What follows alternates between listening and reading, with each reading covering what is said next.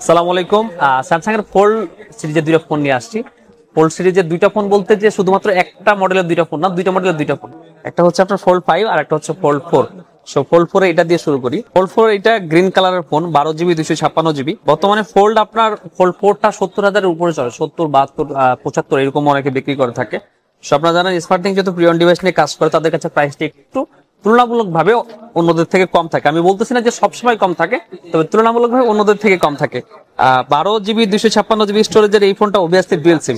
আমাদের কাছে স্যামসাং এর যে ডিভাইস গুলো থাকে মোস্ট অফ দেম বেশিরভাগ সময় সেটার ডুয়েল সিম থাকে, কারণ আমরা ডুয়েল সিমের প্রোডাক্ট গুলো নিয়ে কাজ করি। এবং এই যাবৎকালে এটা দেখা গেছে যে যত রিফারবিশ ডিভাইস বেরোচ্ছে স্যামসাং এর, তার বেশিরভাগই হচ্ছে সিঙ্গেল সিম ডিভাইস গুলোতে। সো এই ফোনটা একেবারে ফ্রেশ কন্ডিশনে আছে। এটা যদি শর্ট কোনো ভিডিও বা পিকচার লাগে অবশ্যই আমাদের নক করবেন।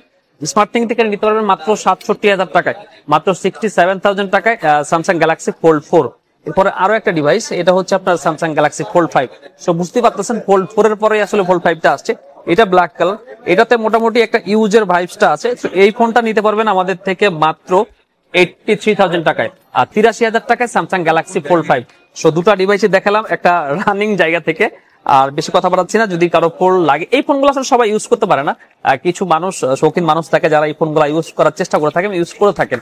কারণ এটার একটু ঝামেলা হচ্ছে, এটা মেনটেন করার ঝামেলা থাকে একটু। তো সবাই আসলে ইউজ করে না, যাদের পছন্দ তারাই শুধু ইউজ করে থাকেন।